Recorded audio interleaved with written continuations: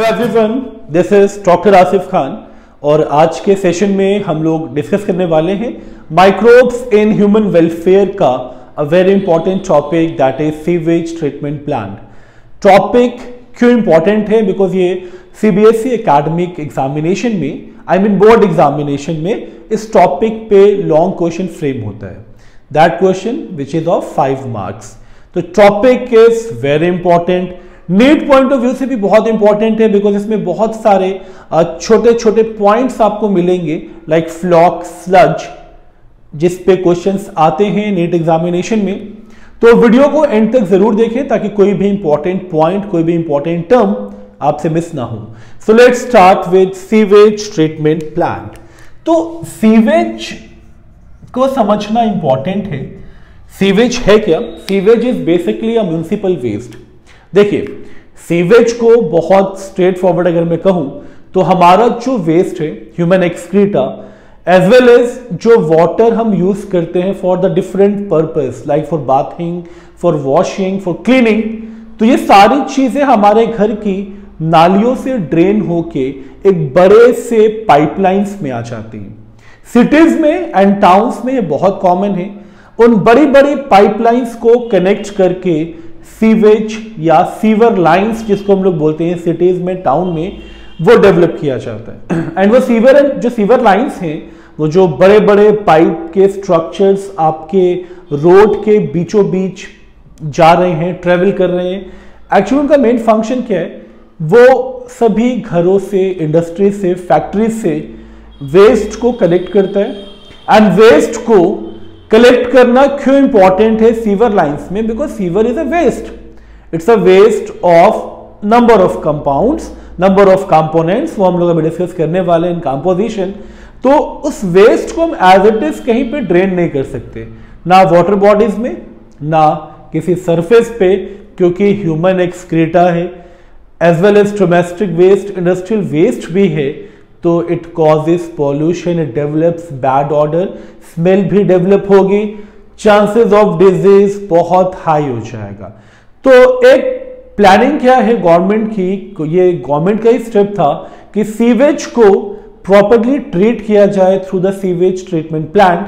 And इस treatment plant का मोटो क्या है कि वाटर जो यूज हो रहा है और वाटर जो ड्रेन हो रहा है थ्रू द वेस्ट, उस वाटर को यूटिलाइज करना है, उस वाटर को अगेन क्लीन करना है फ्रॉम द वेस्ट। एंड उसको लास्ट स्टेप तक अगर हम लोग डिस्कस करेंगे, जहां पे इस वाटर को हम फिट करेंगे फॉर ड्रिंकिंग पर्पस टू।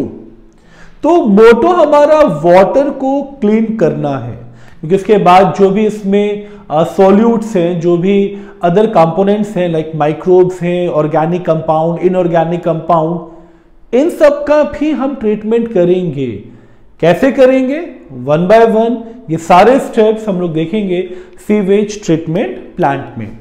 तो sewage is basically a municipal waste and that waste contain, एक स्टेप बहुत स्ट्रेट फॉरवर्ड पॉइंट से आपको समझना है। तो municipal waste contain human excreta, animal excreta, okay, क्योंकि पेट एनिमल्स हैं तो उनका वेस्ट भी इसी सीवर लाइन में ड्रेन होता है through the small canal from the home, ठीक है। Then water used for various purpose, okay. तो ये तो आपका एक नॉर्मल कंपोजिशन हो गया। अब water mainly for the cleaning purpose, जितना भी पानी हम लोग घर में यूज करते हैं बर्तन धोने के लिए, नहाने के लिए, कपड़े धोने के लिए, वो सारा पानी भी सीवर लाइंस में आके ही ड्रेन होता है। तो ये अंडरस्टूड है कि इसमें माइक्रोब्स भी होंगे, क्योंकि वेस्ट है तो माइक्रोब्स तो डेफिनेटली होगा। तो microbes of various kind, clear? तो this is the composition of sewage, okay. अब इस सीवेज वेस्ट को, इस म्युनिसिपल वेस्ट को ड्रेन नहीं कर सकते एज इट इज, तो it can't be drain into any water bodies. इसको किसी वाटर बॉडीज में एज इट इज हम ड्रेन नहीं कर सकते, it can't be drain as it is into water bodies. तो एज इट इज तो इसको वाटर बॉडीज में हम ड्रेन नहीं कर सकते, so it should be treated as it is. Drain क्यों नहीं कर सकते? Very simple, it cause, otherwise it will cause pollution, it will cause pollution. अब वाटर में करेंगे तो वाटर पॉल्यूशन, सॉइल सरफेस पे होगा तो सॉइल पॉल्यूशन। तो एक स्टेप क्या है कि sewage should be treated with the sewage treatment plant. तो sewage should be treated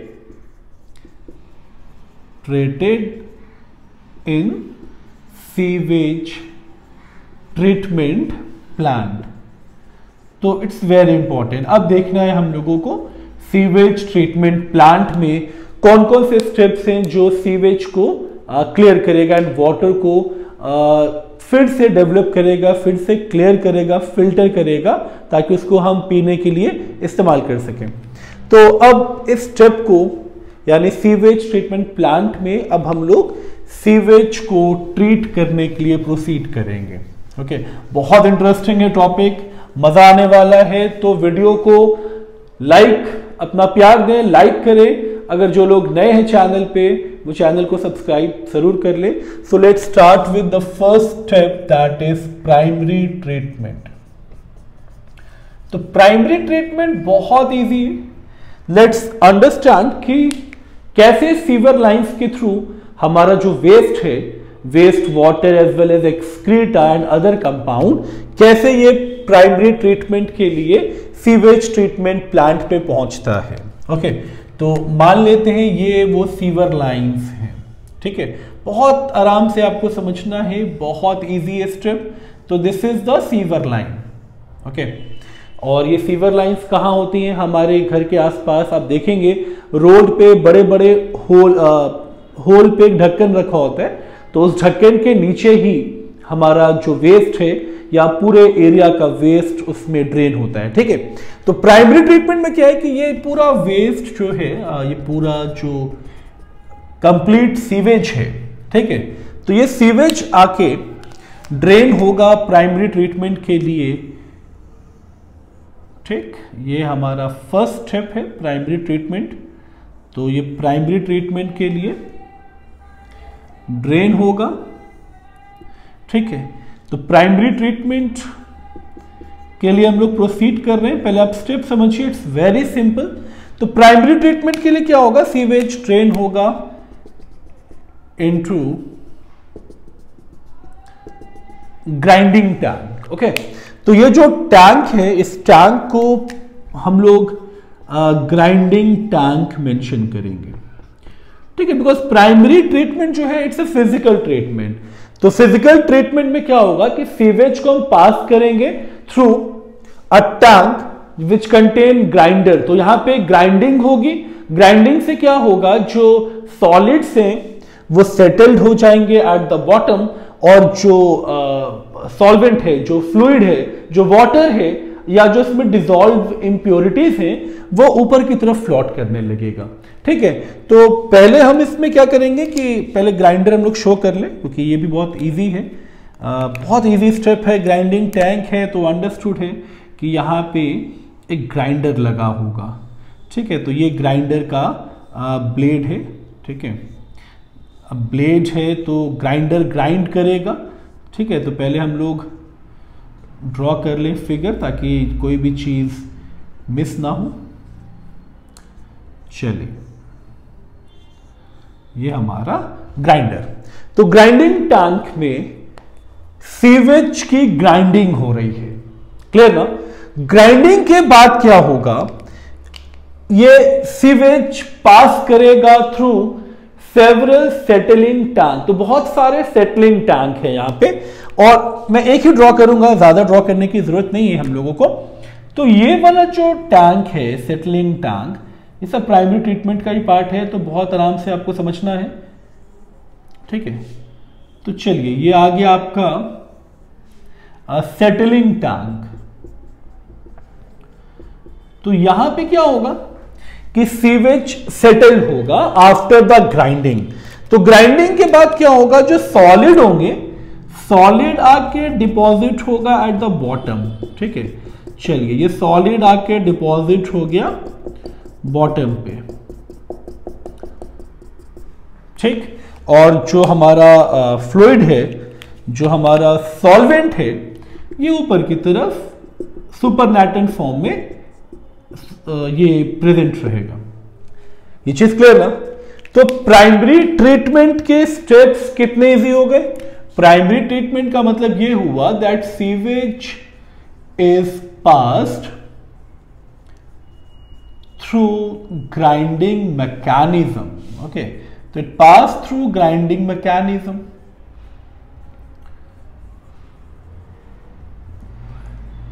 okay, and it's a physical treatment.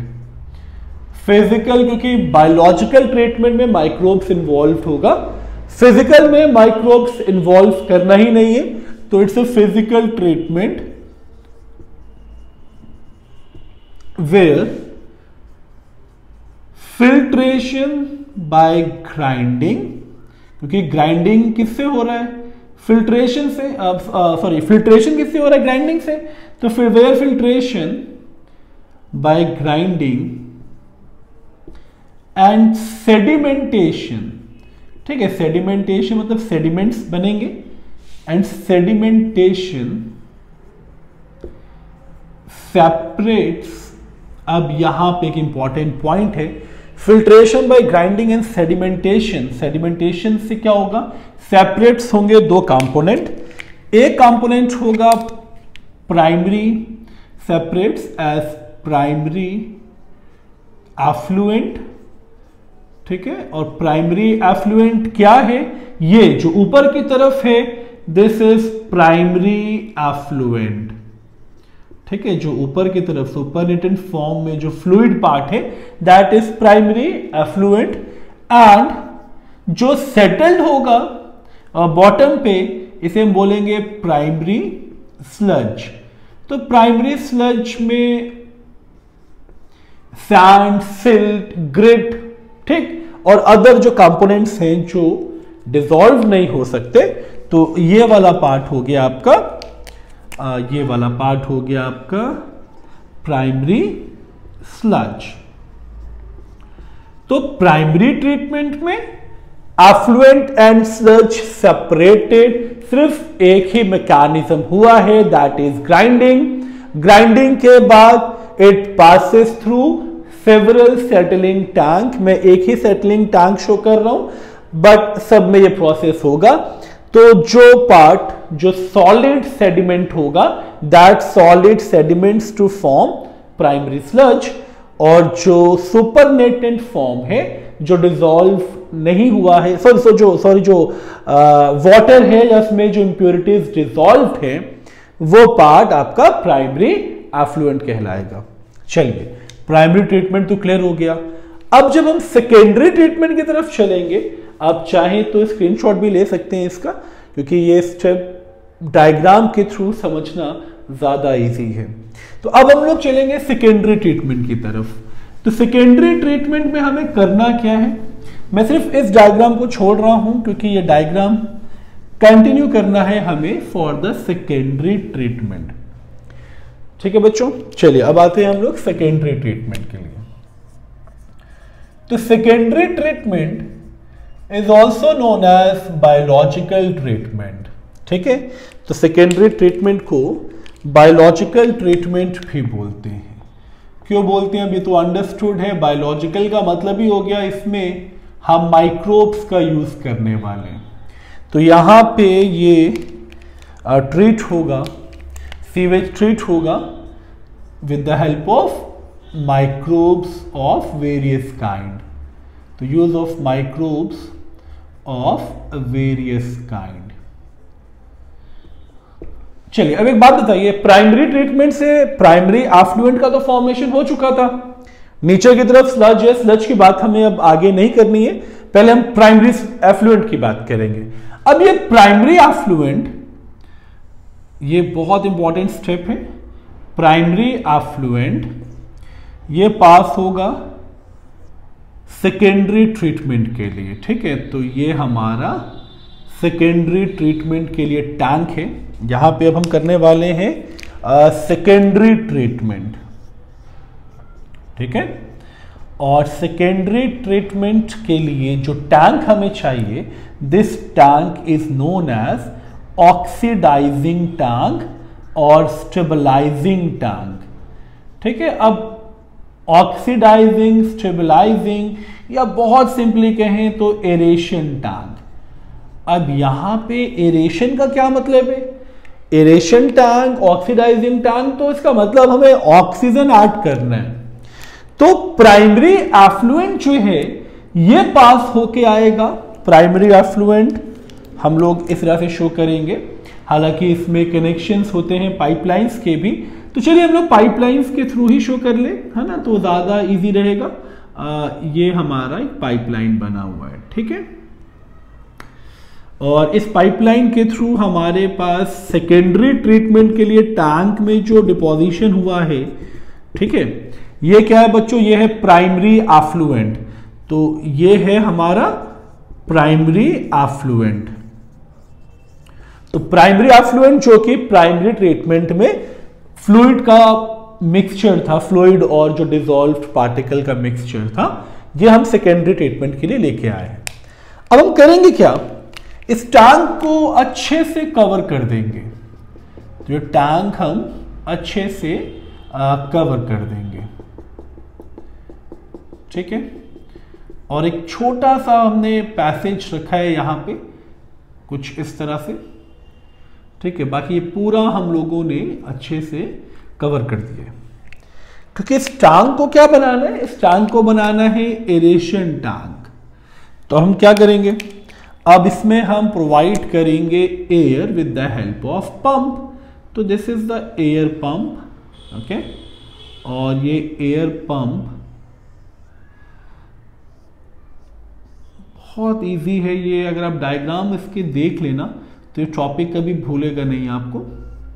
और यहां पे है वो मोटर, ओके। तो दिस इज एयर पंप।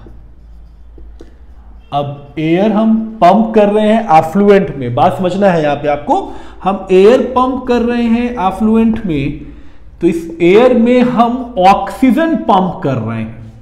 भाई ऑक्सीजन भी होगा, इस ऑक्सीजन की वजह से क्या होगा, इस पे देखिएगा, बहुत इंपॉर्टेंट स्टेप है ये। इस ऑक्सीजन की वजह से क्या होगा? अपर लाइटर रीजन पे इस तरफ एक माइक्रोस्कोपिक एल्गा ग्रो हो जाएगा।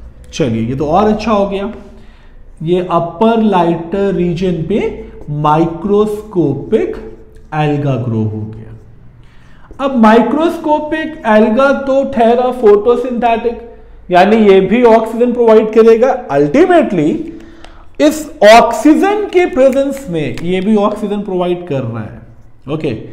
इस ऑक्सीजन की प्रेजेंस में एरोबिक बैक्टीरिया ग्रो होगा विगोरसली, क्योंकि एक तो ऑक्सीजन आपको microscopic alga plus aeration tank में ऑक्सीजन, तो इस ऑक्सीजन की प्रेजेंस में इस तरह से एरोबिक बैक्टीरिया ग्रो करते जाएंगे और इस एरोबिक बैक्टीरिया की ग्रोथ या mass of aerobic bacteria with fungal filament, इसमें कुछ फंगल फिलामेंट्स भी इंगल्फ्ड होते हैं, इस पार्ट को, ये बहुत इंपॉर्टेंट है, इस पार्ट को बोलते हैं फ्लॉक्स। चलिए फ्लॉक्स तो समझ में आ गया आपको। तो फ्लॉक्स बना लिया हमने, एरोबिक बैक्टीरिया बना लिया है। अब कुछ स्टेप्स भी मेंशन कर लें। अब ये तो क्लियर था कि हमने किया क्या है, हमने प्राइमरी एफ्लुएंट को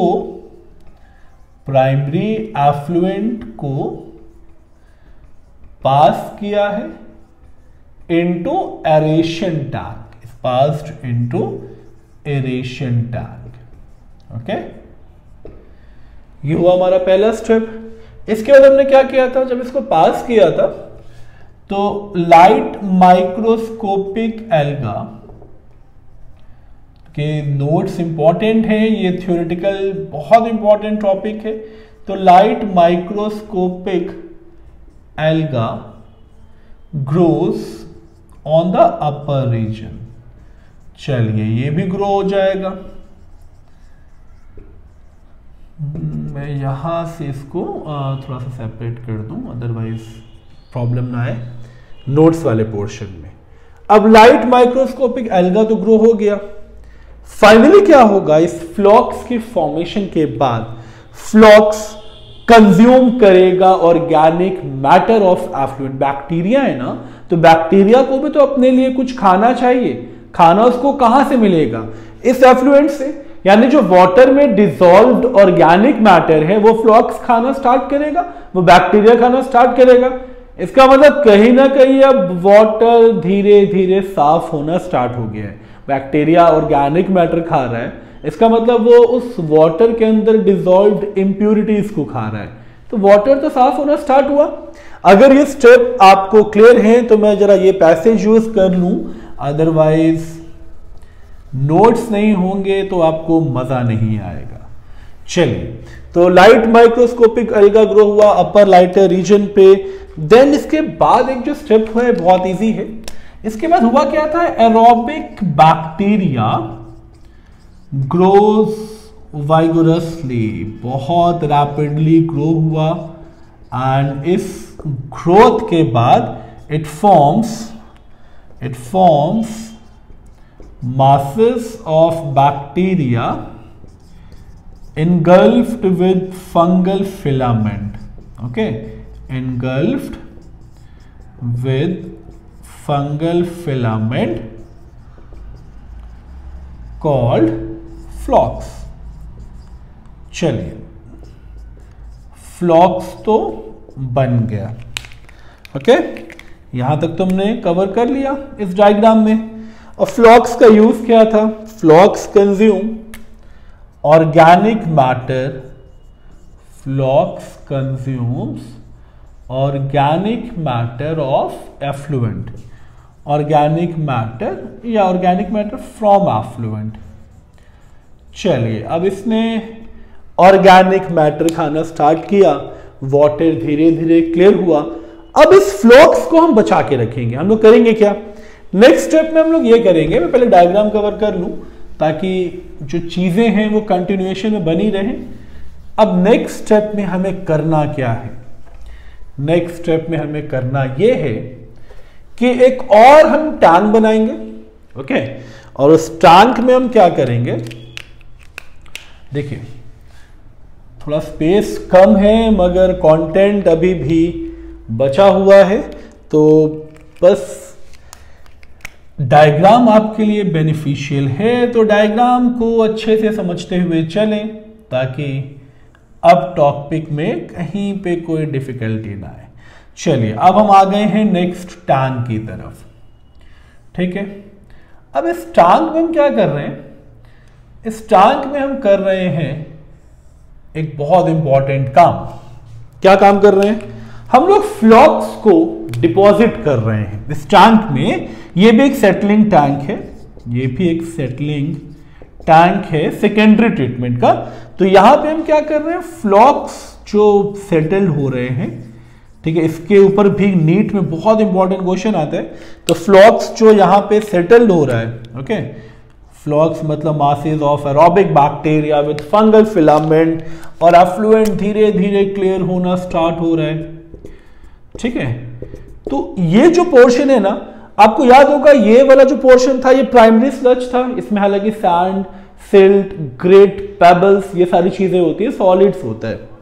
ये वाला जो डिपोजिशन हुआ है ना, फ्लॉक्स का डिपोजिशन, ये बनाता है सेकेंडरी स्लज। प्राइमरी स्लज और सेकेंडरी स्लज का डिफरेंस आप लोग को याद रखना है, इस पे क्वेश्चन आते हैं। तो ये हो गया आपका सेकेंडरी स्लज। सेकेंडरी स्लज का काम क्या है, सेकेंडरी स्लज का काम सिर्फ इतना है, क्योंकि सेकेंडरी स्लज का काम इतना है, जैसे ही डिपॉजिट होगा ऑर्गेनिक मैटर तो ये खा ही रहे। जब ऑर्गेनिक मैटर कंज्यूम होगा तो फाइनली होगा क्या, बीओडी रिड्यूस होना स्टार्ट हो जाएगा। बीओडी रिड्यूस होना स्टार्ट हो जाएगा। बीओडी क्या है, BOD is biological oxygen demand. अब ये बताइए, बायोलॉजिकल ऑक्सीजन डिमांड कम होना क्यों स्टार्ट हुआ, बायोलॉजिकल ऑक्सीजन डिमांड कम होना क्यों स्टार्ट हुआ, इस पॉइंट को समझना है। देखिए, जिस वाटर में इंप्योरिटीज ज्यादा, माइक्रोब ज्यादा, तो माइक्रोब्स अपने ऑक्सीडेशन के लिए ऑक्सीजन भी ज्यादा लेगा। यानी जिस वाटर में माइक्रोब ज्यादा, वहां पे माइक्रोब का ऑक्सीजन डिमांड ज्यादा। मगर जैसे जैसे ऑर्गेनिक मैटर खत्म होगा, फिर बैक्टीरिया भी धीरे धीरे खत्म होंगे, क्योंकि उनके पास कुछ खाने को तो बचा नहीं, तब बीओडी कम होना स्टार्ट हो जाएगा। इसीलिए जो ड्रिंकिंग वाटर होता है ना, उसका बीओडी 0 होना चाहिए। 0 होगा मतलब वो एकदम क्लीन है, free of microbes, free of impurities. तो यहां बीओडी क्यों कम हो रहा है? क्योंकि ये ऑर्गेनिक मैटर खाते जा रहे हैं, इंप्योरिटीज को खत्म कर रहे हैं। फाइनली इस सेकेंडरी स्लज को, ये लाइन बड़ी इंपॉर्टेंट है कि अब सेकेंडरी स्लज को हम यूज करेंगे, यूज्ड एज इनोक्यूलम। अब इसको हम इनोक्यूलम बनाएंगे। अब ये इनोक्यूलम क्या है? इनोक्यूलम का मतलब, अगर आप दही जमाते हैं ना, तो थोड़ा सा दही उसमें ऐड करते हैं, फिर उसमें लैक्टोबैसिलस या लैक्टिक एसिड बैक्टीरिया मल्टीप्लाई करता है, अगेन लैक्टिक एसिड का सिक्रेशन होता है, अगेन मिल्क कन्वर्ट हो जाता है इनटू कर्ड में। यहां पे भी तो यही होगा ना, अगर हम बार बार स्लज ऐड करते रहेंगे नंबर ऑफ सेटलिंग टैंक में, तो ये ऑर्गेनिक मैटर को कंज्यूम करता रहेगा। वाटर प्योर होना स्टार्ट हुआ है। प्योर तो नहीं कह सकते, अभी वो ड्रिंकिंग के लिए फिट नहीं है, बट एटलीस्ट क्लीन होना वो स्टार्ट हुआ है। फाइनली हम क्या करेंगे? नेक्स्ट स्टेप में हम यूज करेंगे, अब आ गया है एरोबिक बैक्टीरिया को खत्म करने का स्टेज। तो अब हम यूज करेंगे एन एरोबिक स्लज डाइजेस्टर। ये लाइन बहुत इंपॉर्टेंट है, एनारोबिक स्लज डाइजेस्टर। इस पे क्वेश्चंस बहुत आते हैं, तो इस पे थोड़ा ज्यादा फोकस करिए। एनारोबिक स्लज डाइजेस्टर क्या है, इसको मैं यहां शो करूंगा। ये टैंक था हमारा जिसमें हमारा फ्लॉक्स डिपॉजिट है। ओके, हम नंबरिंग कर लेते हैं। यहां पे 1, फिर ये 1 और फिर ये 2, फिर हमारा ये थर्ड टैंक था। अभी और भी बहुत सारे बीच में सेटलिंग टैंक हैं, बट अंडरस्टैंडिंग के लिए इतने टैंक्स को समझना बहुत इंपॉर्टेंट है। और अब हम लोग बना रहे हैं टैंक नंबर 4। चलिए, अब हमारा टैंक नंबर 4 बन रहा है, जिसमें हम एनारोबिक स्लज डाइजेस्टर वाला स्टेप देखने वाले हैं। तो एनारोबिक स्लज डाइजेस्टर वाले स्टेप में सबसे इंपॉर्टेंट पार्ट क्या है? फ्लॉक्स तो यहां है ही, है ना, फ्लॉक्स तो है ही यहां पे। और फ्लॉक्स बनता कैसे है? एरोबिक बैक्टीरिया एंड फ्लॉक्स से, सॉरी फंगल फिलामेंट से। तो अब हमें करना क्या है? अब हमें एक नया ग्रुप ऑफ बैक्टीरिया उतारना है, एनारोबिक ग्रुप ऑफ बैक्टीरिया, जो इस स्लज को, क्योंकि ये तो सेकेंडरी स्लज बना हुआ है ना, आप देखिए यहां पे ये चीज मेंशन है कि ये एक सेकेंडरी स्लज बना हुआ है। अब इस स्लज को डाइजेस्ट करने का टाइम आ गया, बिकॉज इसको मारेंगे नहीं, तो वाटर में तो अभी भी बैक्टीरिया पड़ा है, माइट भी बैक्टीरिया हमारे लिए हार्मफुल हो। तो हम करेंगे कि अब एनारोबिक बैक्टीरिया को हमने इस टैंक में उतार दिया है। चलिए, अब एनारोबिक बैक्टीरिया आ चुका है। तो अब जैसे एनारोबिक बैक्टीरिया आएगा, मैं इसी डायग्राम को इस तरह से एक छोटे से डायग्राम में शो कर रहा हूं। अब ये एनारोबिक बैक्टीरिया आ चुके हैं, ठीक है। मैं यहां इसकी लेबलिंग कर दूं, ये एनारोबिक बैक्टीरिया आ चुका है, ठीक है, एनारोबिक बैक्टीरिया आ चुका है। तो ये तो अंडरस्टूड है बेटा, जैसे एनारोबिक बैक्टीरिया आएगा तो अब जो टैंक हमारे पास बचा है, ठीक है, ये मैं इस तरह से शो कर रहा हूं आपको। ये देखिए, इसमें अब क्या होगा? अब होगा ये बहुत सिंपल सा स्टेप है, एनारोबिक बैक्टीरिया डाइजेस्ट कर लेगा स्लज को। इस स्टेप में क्या हुआ है कि एनारोबिक बैक्टीरिया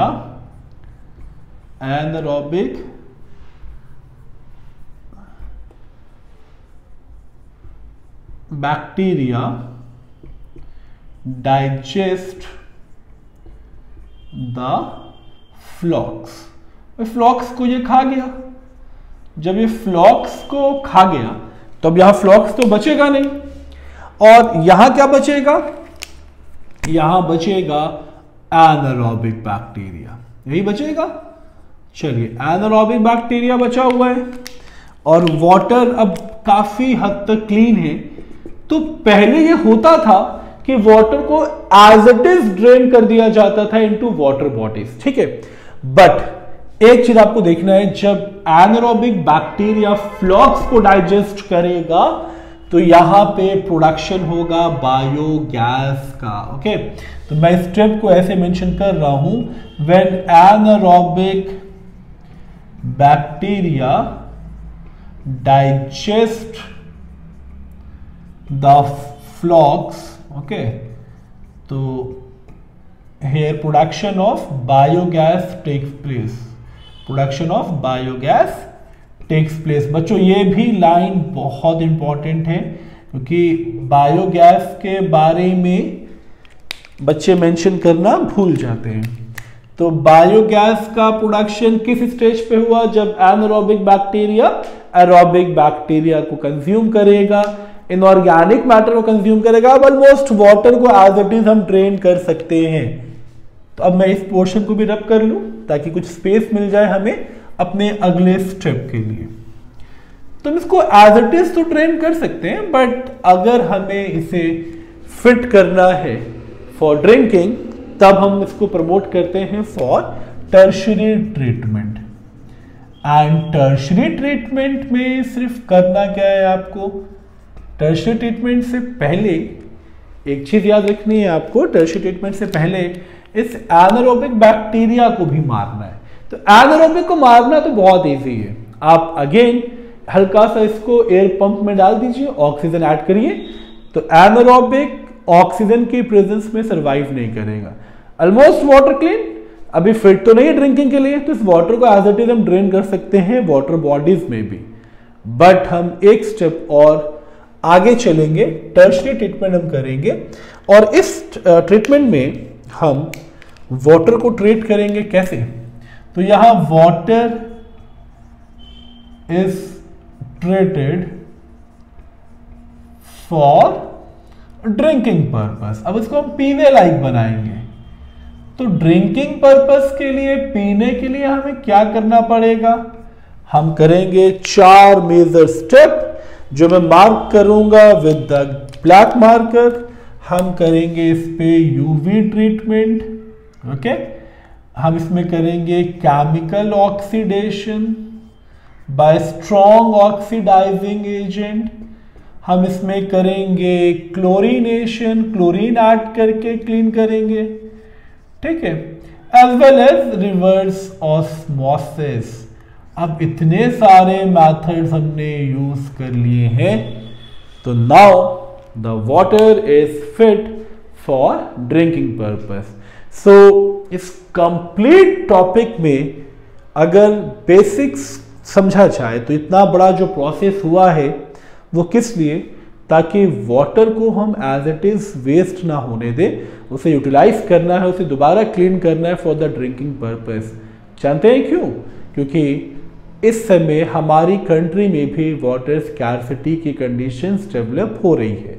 सो ये स्टेप होना बहुत इंपॉर्टेंट है, एंड इसीलिए एक और मैसेज भी मैं कन्वे करना चाहूंगा कि save water for your future generation.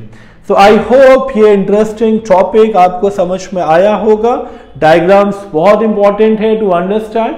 अगर आया है तो आज तो एटलीस्ट इस वीडियो पे लाइक भी बनता है।